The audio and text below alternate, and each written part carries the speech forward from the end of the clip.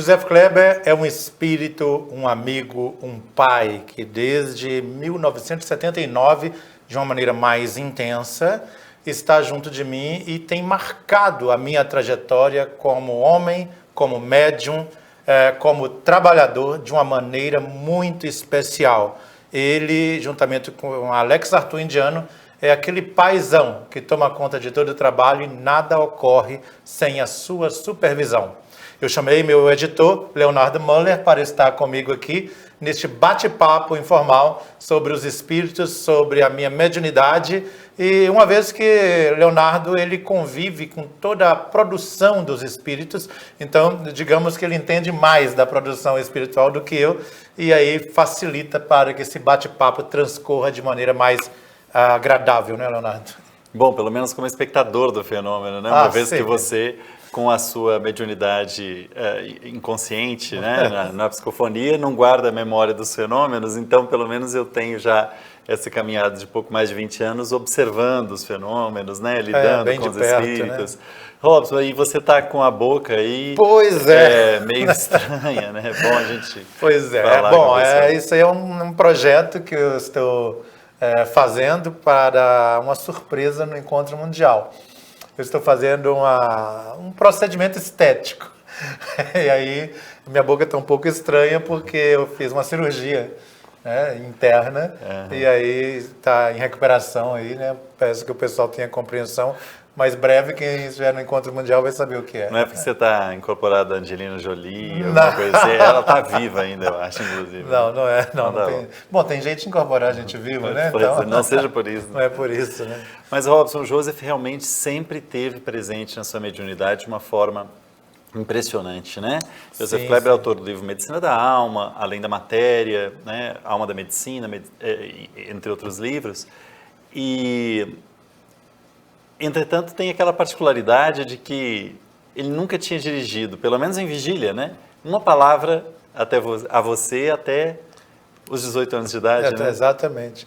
Eu sempre o via junto com os espíritos Arthur, mas eu achava que todo mundo via, assim, como se tivesse um ser humano qualquer passeando na rua. E sempre como médico? Ele sempre vinha com uma roupa que lembra um suspensório, alto, com o cabelo um pouco arrepiado, pouca coisa, olhos bem claros, cor de aço, alguma coisa assim, sabe? E magro, né? Então ele passava junto com os Arthur e me olhava e eu achava que todo mundo estava vendo porque era comum, embora eu achasse muito estranho os Arthur, por causa do turbante e tudo mais. Os Arthur nunca o vi sem turbante, assim, através de evidência, só desdobrado uma vez ou outra, né? E também porque você não conhecia o que era turbante, também, acho, na adolescência, não sabia o que era turbante, no interior de Minas Gerais. Para começar, eu achava que tinha um tanto de pano na cabeça. Pano amarrado na cabeça, você sempre dizia essa expressão. Eu sempre falei isso, porque não tinha outra coisa para comparar. E com muita frequência, via Joseph assim, com muita frequência eu via com terno, ele era com um blazer cinza, bem clarinho mesmo, gravata também, e outras vezes como médico. Então, mas sempre a mesma personalidade, aquele homem alto. Só alternando os trajes. Os trajes, em um momento e outro. E na igreja evangélica é que ele apareceu vestido todo de branco, né, mesmo estilo médico, com jaleco e tudo mais. Então, que foi esse momento aos 18 anos a que eu me referi, né? Porque, quando eles dirigem a palavra a você.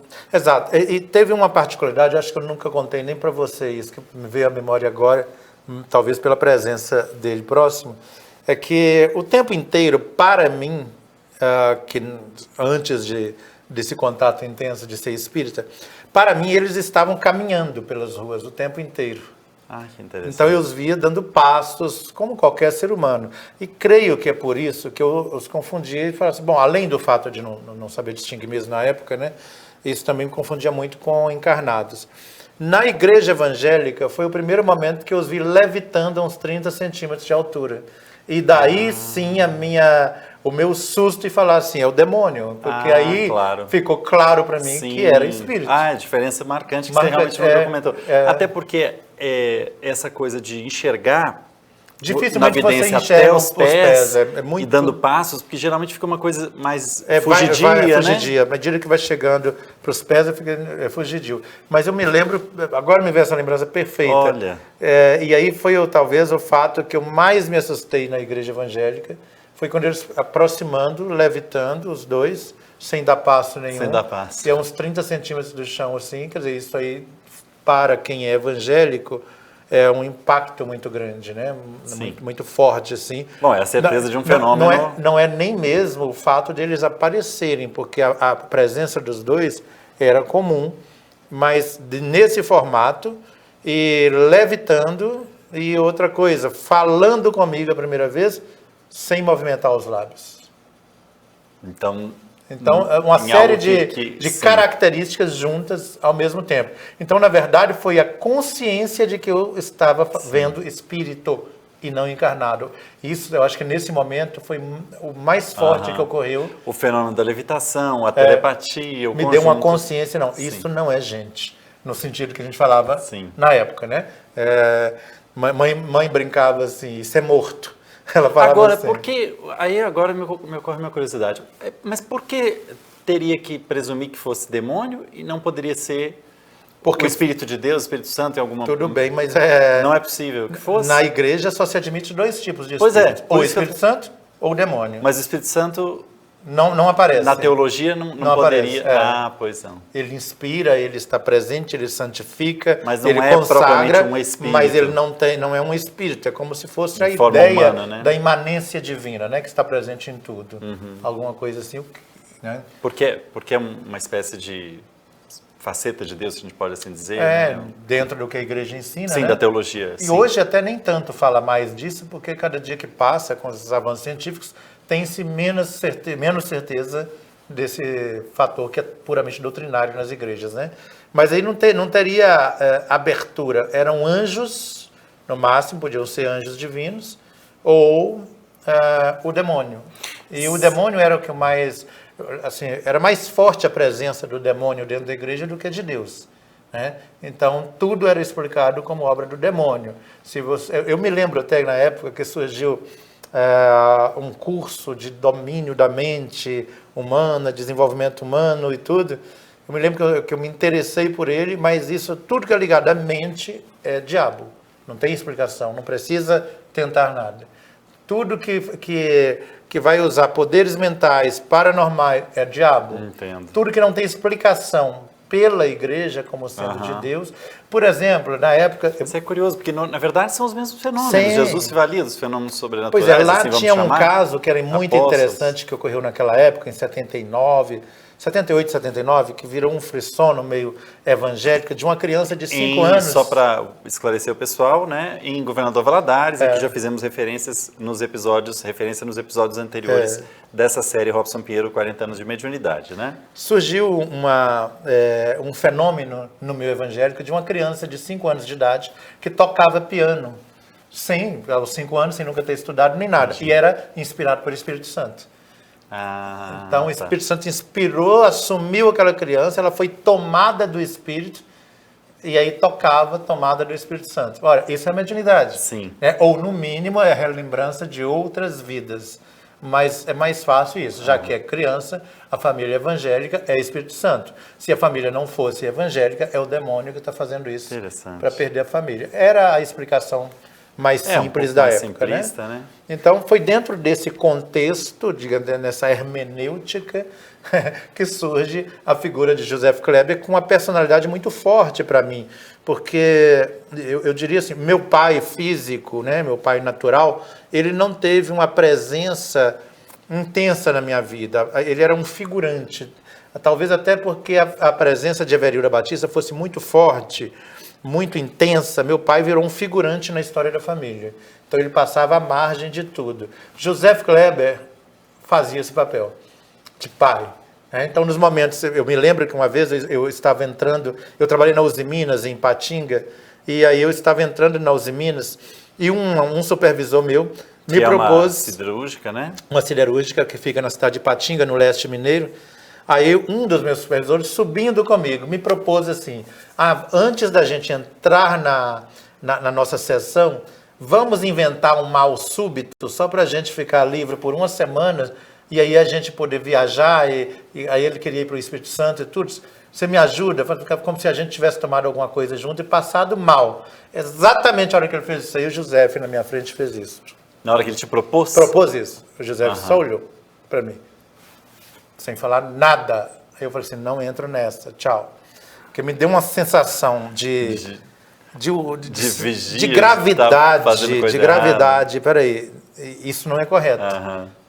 Pode ser até alguma coisa comum para o pessoal fazer, mas não é correto fazer isso. Sim. Então ele só fez assim, como se tivesse assim, qual que seria a minha reação? Ele não estava me proibindo, não percebi um pensamento, nada.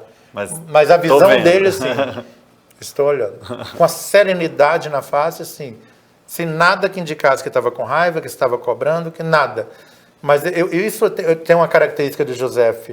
Em alguns momentos, ele para perto de mim e fica me olhando. Qual que vai ser a sua reação?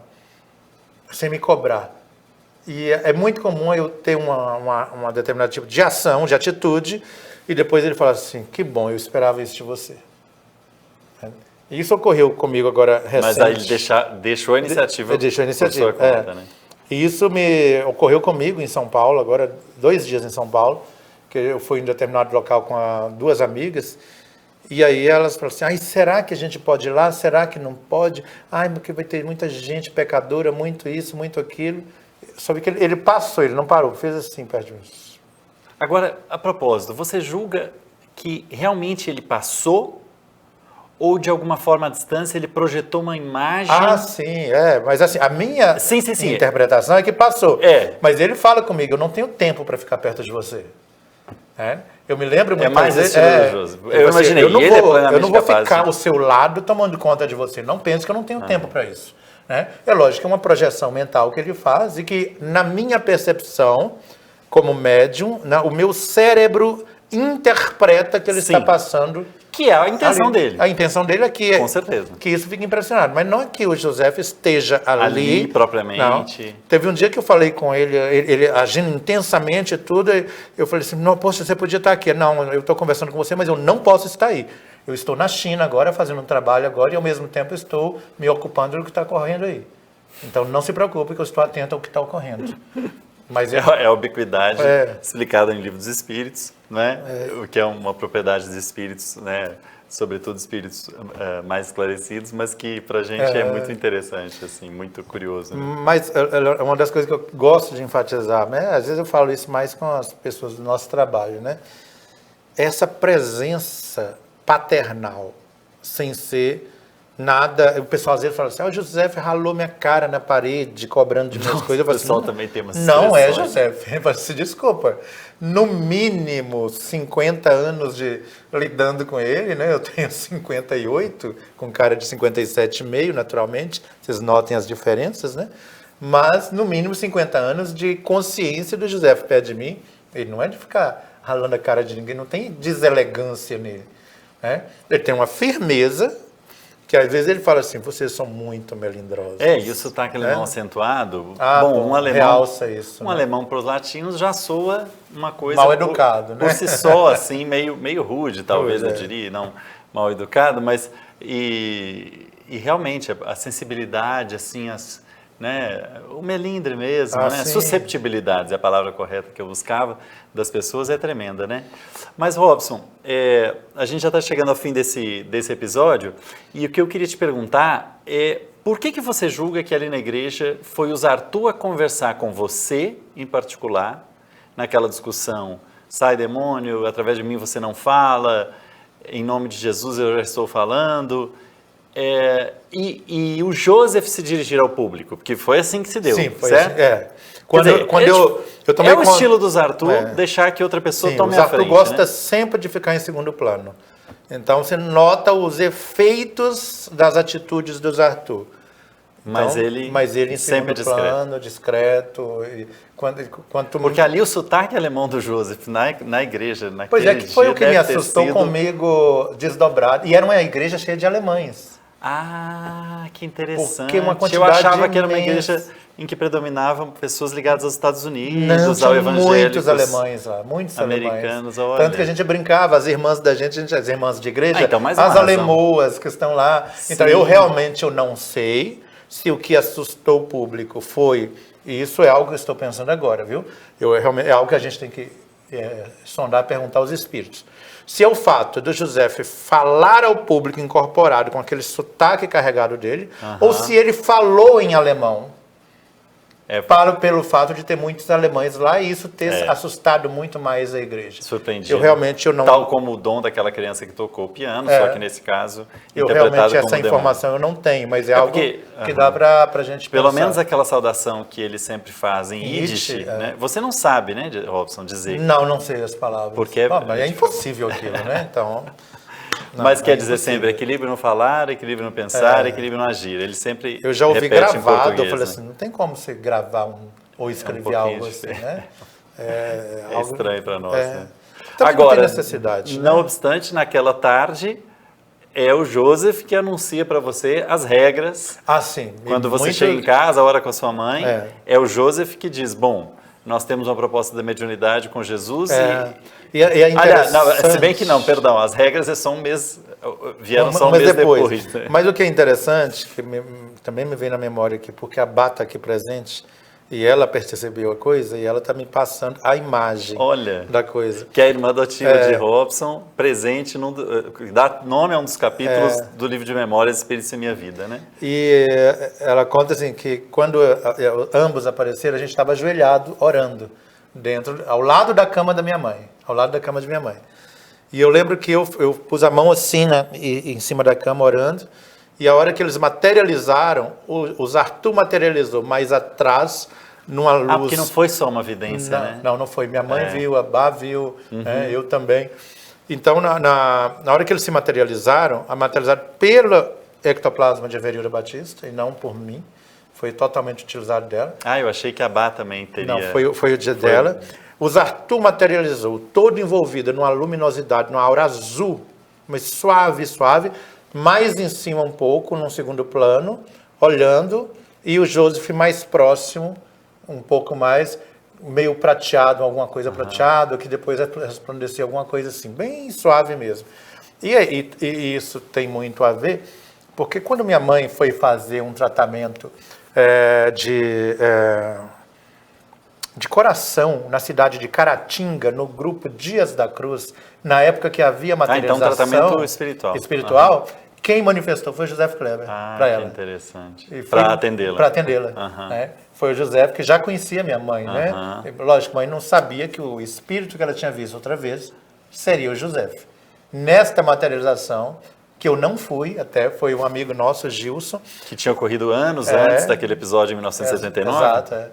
E aí lá ele atende minha mãe e fala, ele relembra ela dos episódios todos, do parto dela e de tudo mais. Porque o parto foi feito por ele, né? Também outra história que está no capítulo intitulado Joseph Kleber, no Espírito em Minha Vida, né? E, no fim, ele faz o parto, né? O seu parto. E ele fala com ela na maternidade. Parto não, né? O parto da sua mãe em que você nasceu, né?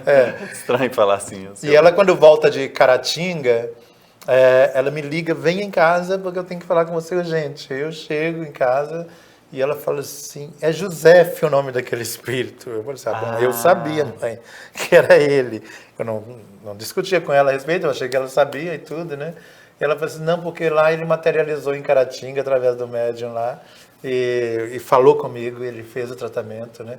E é um centro que por anos teve materialização, né? Então, ela voltou muito eufórica, assim, de alegria. E quando ele materializou em Governador Valadares, em 79, ela ouviu falando, todos nós ouvimos, mas ele não falou que o nome dele era José. Naquela hora ali, não. Então, aí depois ela descobriu que é o mesmo espírito que estava presente em 3, 4 momentos anteriores. Para ela foi um motivo assim de Mas de então, para a gente encerrar, Caratinga, eu não entendi, foi antes de 79? Ou depois foi depois de 79. Pois, então mais cedo você confirmou a minha pergunta de que era antes. Então foi mal de entendido. Eventos ocorridos antes. Ok, mas o tratamento, então ela buscou anos depois daquele episódio de 79. Robson Pinheiro, 40 anos de mediunidade. Esse é o 6º episódio da série. A gente continua logo mais. Espero que você tenha gostado. Eu sou Leonardo Müller, editor da Casa dos Espíritos. Um grande abraço. Um grande abraço, gente.